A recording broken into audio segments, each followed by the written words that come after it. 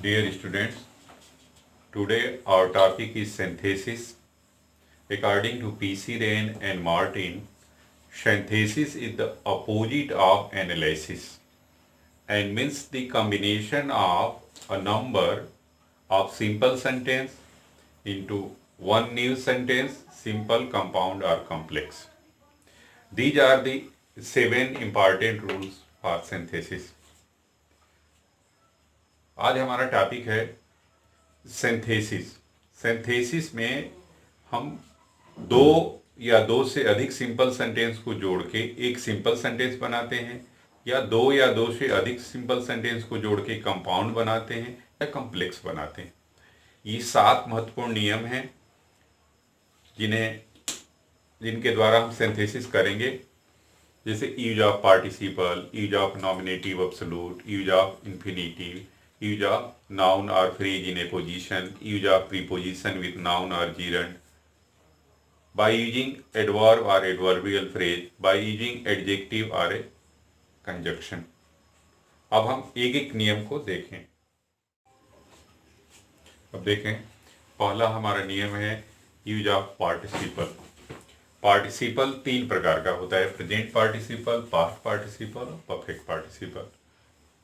Present participle मतलब क्रिया की पहली अवस्था में आईएनजी। पास्ट पार्टिसिपल माने वर्ब की तीसरी अवस्था। परफेक्ट पार्टिसिपल मतलब हैविंग प्लस V3।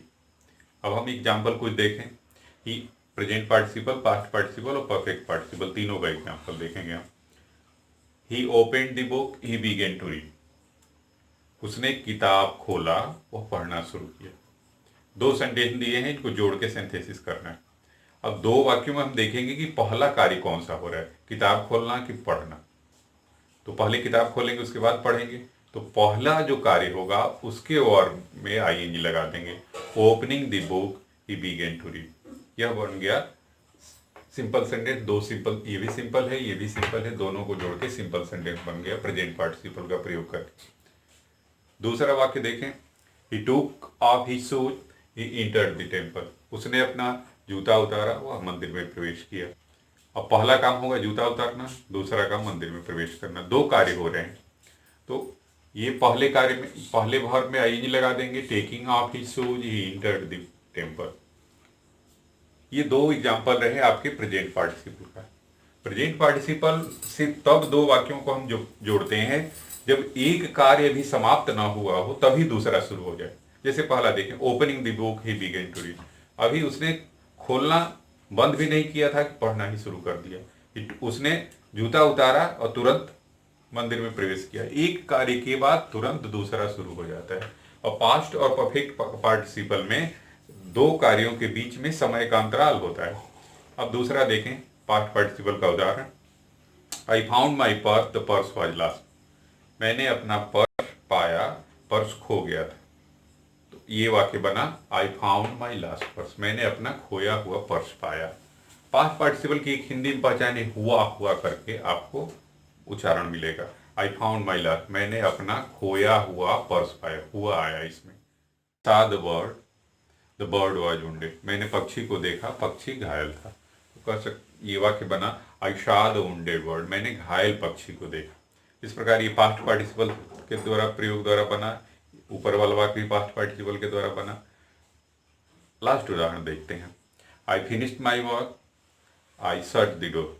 मैंने अपना कार्य समाप्त किया, मैंने दरवाजा बंद किया। तो having finished my work, I shut the door. Perfect participle में हैविंग के साथ क्रिया की तीसरी अवस्था का प्रयोग करते हैं। अब परफेक्ट पार्टिसिपल का प्रयोग कहाँ करें, प्रेजेंट पार्टिसिपल का प्रयोग कहाँ करें। आप पीछे देख चुके हैं कि प्रेजेंट पार्टिसिपल का प्रयोग कहाँ करते हैं। परफेक्ट पार्टिसिपल का प्रयोग हम वहां करते हैं जब एक कार्य पूर्णतया समाप्त हो जाए, तब दूसरा शुरू। जैसे आई फिनिश्ड माय वर्क, मैंने अपना कार्य समाप्त कर लिया, तब मैंने दरवाजा बंद किया। तो एक कार्य से दूसरे कार्य के बीच में समय का अंतराल होता है। और प्रेजेंट पार्टिसिपल में तुरंत दूसरा कार्य, ये भी एक समाप्त हुआ, तुरंत दूसरा शुरू हो जाता है। तो जब भी आपको एक अंतर न समझ में आए कि प्रेजेंट पार्टिसिपल के द्वारा बनाए कि परफेक्ट पार्टिसिपल के द्वारा बनाए, तो आप पहला देख लें कि दोनों कार्यों के बीच में समय का अंतराल है, तो परफेक्ट पार्टिसिपल के द्वारा बनाए। और समय का अंतराल नहीं है, तुरंत पहले एक कार्य शुरू समाप्त हुआ तब तुरंत ही दूसरा शुरू हो जा रहा है, तो तो प्रेजेंट पार्टिसिपल का प्रयोग करें। तो हम दूसरा नियम देखें, use of nominative absolute. Nominative absolute उस कर्ता को कहा जाता है जो वाक्य में स्वतंत्र रहता है, उसका संबंध दूसरे शब्दों से नहीं होता है। दो स्थितियों में नॉमिनेटिव एब्सोल्यूट का प्रयोग करते हैं। पहला कि दो वाक्य दिए हैं, दोनों का सब्जेक्ट भिन्न भिन्न हो। जैसे यहाँ दो सेंटेंस है, द सन रोज, सूरज निकला, द फॉग डिसअपीयर्ड, कोहरा गायब हो गया। तो अब पहले में देखें आप, पहले में सन सब्जेक्ट है, दूसरे में फॉग सब्जेक्ट है। तो दोनों सब्जेक्ट का भिन्न भिन्न होना आवश्यक है। दूसरा कि दोनों सब्जेक्ट के बीच में कैजुअल रिलेशन होना चाहिए, कारण और उसके परिणाम का संबंध। कारण परिणाम का संबंध कैसे होगा, जैसे देखिए इसका क्या करते हैं कि जो वर्ब है पहले वाक्य का, उसमें हैविंग लगा देते हैं, वर्ब का थॉट पे यही चेंजिंग करेंगे हम। तो the sun having risen, nominative absolute में मतलब हैविंग प्लस V3, यहाँ भी हैविंग प्लस V3 करते हैं।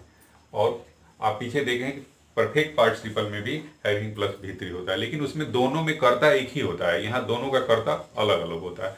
इसमें दूसरा है कि भाई कैजुअल रिलेशन होता है, कारण और उसके परिणाम का संबंध होता है। यहाँ सूरज का निकलना कि कोहरे का गायब होना, सूरज का निकलना कारण है, उसका परिणाम है कोहरे का गायब होना, तो कारण और परिणाम का संबंध होगा।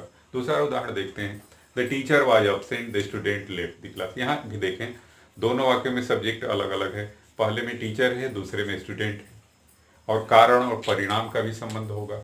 तो क्या करेंगे, अब देखें यहाँ एब्सेंट तो वर्ब है नहीं, यहाँ आ गया वाज। अगर ईज एम वाज वेयर आए, मैंने वर्ब टू बी आ जाए, तो हम बीइंग का प्रयोग कर देते हैं। तो वाज की जगह हम being, the teacher being absent, अब कामा दे देते हैं, दूसरे वाक्य उतार देंगे। तो कारण इसका रहा टीचर का एब्सेंट होना, परिणाम रहा विद्यार्थियों का क्लास छोड़ देना। तीसरा उदाहरण देखें, the captain was killed, the army fled. Captain मारा गया, आर्मी भाग गई। तो अब क्या करें, ये देखें हम कि वाज वेयर के साथ क्रिया की तीसरी अवस्था है, मतलब यह पैसिव में। पैसिव की पहचान कर लेंगे कि वाक्य एक्टिव में है कि पैसिव में है। पैसिव में है तो हैविंग के साथ बीन का भी प्रयोग कर देते हैं। हैविंग वर्ब का थर्ड फॉर्म करना है, लेकिन बीन भी लगा देंगे क्योंकि वाक्य पैसिव में है। तो captain having been killed, the army left. तो इस प्रकार हम देखते हैं, तीन उदाहरण दिए हैं, इसमें नॉमिनेटिव एब्सोल्यूट का कोई भी वाक्य आएगा तो इन तीनों उदाहरण पर बन जाएगा आपका। अगर केवल वर्ब का वर्ब हो तो आप हैविंग का और वर्ब का थर्ड फॉर्म का प्रयोग करें। अगर वाज वेयर हो और इसके साथ क्रिया की तीसरी अवस्था है पैसिव में है तो हैविंग बीन का प्रयोग करें। और केवल वाज वेयर हो और वर्ब नहीं हो तो मतलब बीन का प्रयोग आप कर दीजिए। अब अगला नियम देखें, use of use of infinitive. Infinitive के प्रयोग। इन्फिनिटिव क्या है, इन्फिनिटिव कहते हैं वर्ब की पहली अवस्था से पहले टू लग जाए तो उसको इन्फिनिटिव कहते हैं। मैंने to plus root form of the verb is called infinitive. जैसे उदाहरण देखें, he has 3 daughters, he must get them married. उसकी 3 बेटियां हैं, उसे उनकी शादी करनी है, तो he has 3 daughters to get married. अब देम नहीं लिखेंगे, देम उन्हीं लड़कियों के लिए आया है तो लड़कियों की चर्चा हो ही गई, तो he has 3 daughters to get married. अगला उदाहरण देखें, I am very weak, I can't run. तो यहाँ अगर वेरी आ जाता है तो वेरी की जगह टू का प्रयोग कर देंगे, बाकी सब कुछ ऐसे ही रहेगा। I am too weak to run, क्रिया की पहली अवस्था से पहले टू लगा दें। तो इस प्रकार ये इन्फिनिटिव के द्वारा हम जोड़ते हैं। इन्फिनिटिव में हम देखते हैं कि दूसरे वाक्य में जो क्रिया है उसके पहले टू लगाते हैं। चौथा नियम है यूज ऑफ नाउन और phrase in apposition. Phrase in apposition का अर्थ होता है साइड बाई साइड, मैंने पास में रख देना। उदाहरण देखें, विराट इज और captain, he plays well. Virat हमारा कप्तान है, वो अच्छा खेलता है।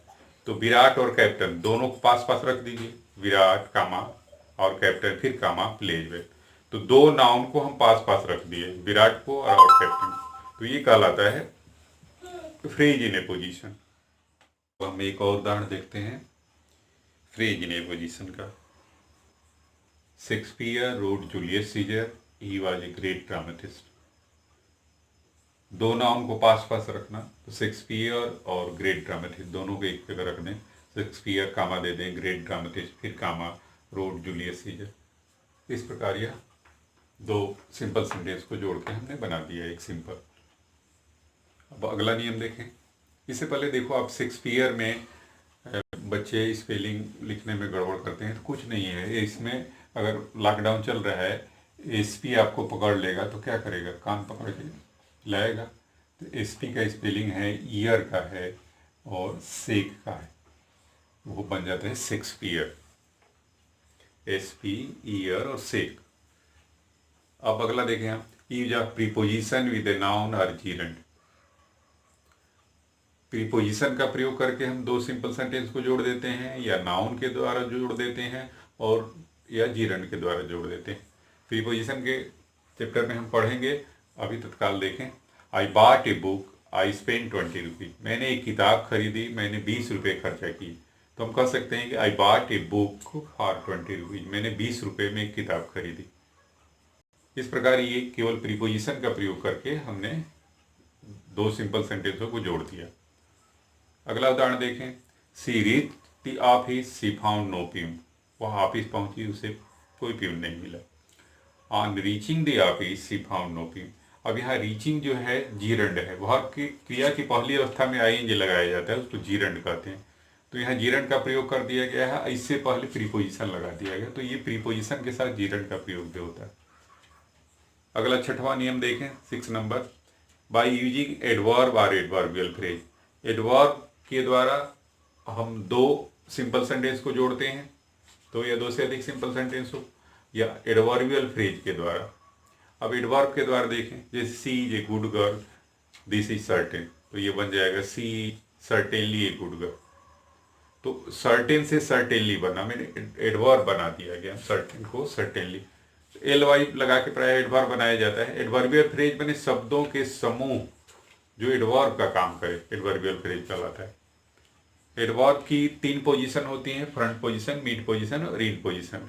अब आगे एडवर्ब सेंटेक्स आप एडवर्ब में पढ़ेंगे, आप इनकी पोजीशन हम बताएंगे डिटेल में।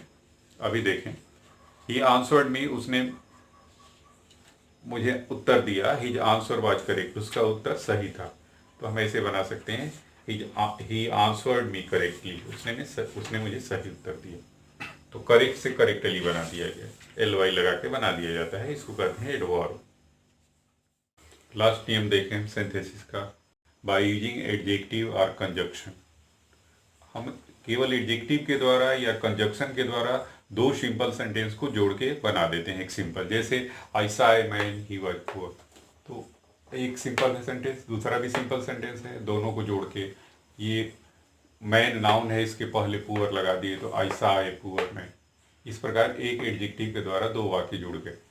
अब कंजक्शन के द्वारा देखें हम कैसे जोड़ते हैं। I bought a book, I bought a pen. मैंने एक किताब खरीदा, मैंने एक पेन खरीदा। तो I bought a book and a pen. तो एंड कंजक्शन है, कंजक्शन के द्वारा दो सिंपल सेंटेंस जुड़ गए, एक सिंपल बन गया। इस प्रकार हमने सिंथेसिस से संबंधित 7 महत्वपूर्ण नियमों को देखा, जिसमें दो या दो से अधिक सिंपल सेंटेंस को जोड़ के एक सिंपल बनाना हमने सीखा। अब कॉम्प्लेक्स और कंपाउंड, दो या दो से अधिक सिंपल सेंटेंस को जोड़ के कॉम्प्लेक्स बनाना और कंपाउंड बनाना, तो इससे पहले वाला जो वीडियो हमने जारी किया है सिंपल, कॉम्प्लेक्स, कंपाउंड, उसमें चर्चा हुई है कॉम्प्लेक्स कंपाउंड की। आगे भी जो वीडियो क्लास पर हम देंगे उसमें विस्तार से चलेंगे कॉम्प्लेक्स और कंपाउंड की।